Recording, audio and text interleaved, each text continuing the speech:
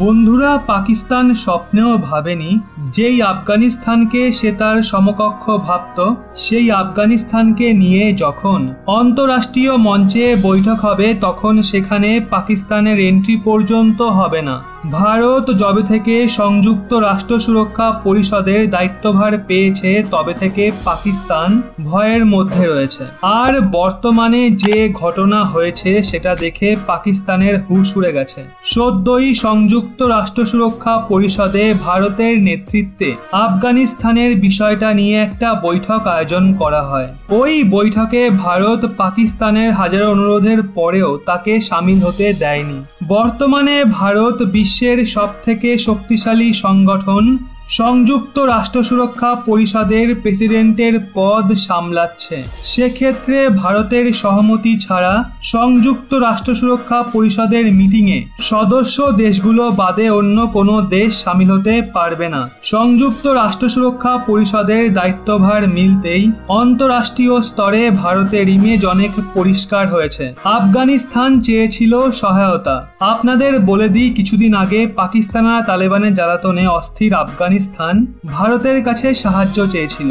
আফগানিস্তানের বিদেশ মন্ত্রী মোহাম্মদ হানিফ আতমার ভারতের বিদেশ মন্ত্রী এস জয়শঙ্করজিকে ফোন করে সংযুক্ত রাষ্ট্র সুরক্ষা পরিষদে এমার্জেন্সি মিটিংয়ের আয়োজন করার জন্য অনুরোধ করেছিল। এর জবাবে ভারত সদ্যই সংযুক্ত রাষ্ট্র সুরক্ষা পরিষদে আফগানিস্তানের বিষয়টাকে নিয়ে একটা বৈঠক আয়োজন করে। ওই বৈঠকে ভারত পাকিস্তানকে এন্ট্রি নেওয়ার অনুমতি দেয়নি। ভারত এই পদক্ষেপের মাধ্যমে আফগানিস্তানের কূটনীতিতে নিজের ভূমিকা পরিষ্কার করে দিয়েছে।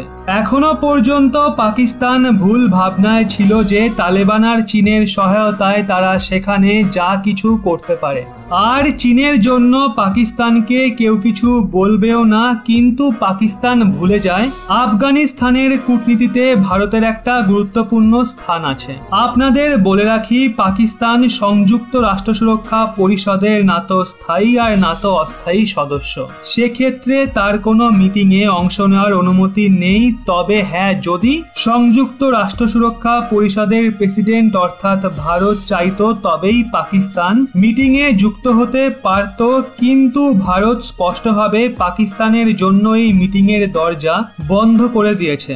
অস্বস্তিপূর্ণ পাকিস্তানের সংযুক্ত রাষ্ট্রের পার্মানেন্ট রিপ্রেজেন্টেটিভ টুইট করে লেখেন, আমরা মিটিংয়ে আসার জন্য আমাদের রিকোয়েস্ট পেশ করেছিলাম, কিন্তু আমাদের ওই রিকোয়েস্টকে স্বীকার করা হয়নি। আফগানিস্তানও ভালোমতো ব্যবহার করে এই প্ল্যাটফর্ম। ভারত ওই বৈঠকে আফগানিস্তানকে আতঙ্কবাদীর সবচেয়ে বড় শিকার বলে।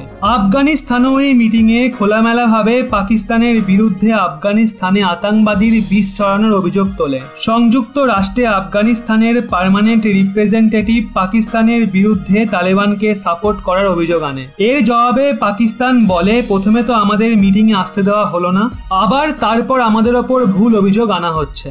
এই সমস্ত কিছুর পরিণাম এটা দাঁড়ায়, সংযুক্ত রাষ্ট্র পরিষদের সমস্ত সদস্যদের নজর এখন আফগানিস্তানের আভ্যন্তরীণ মামলার দিকে গেছে। আর প্রত্যেকেই আফগানিস্তানে পুনরায় শান্তি স্থাপনের জন্য সহমত পোষণ করেছে। ভারত যেটা পাকিস্তানের সঙ্গে করেছে সেটা কি একদম ঠিক করেছে? আপনাদের কি মনে হয়?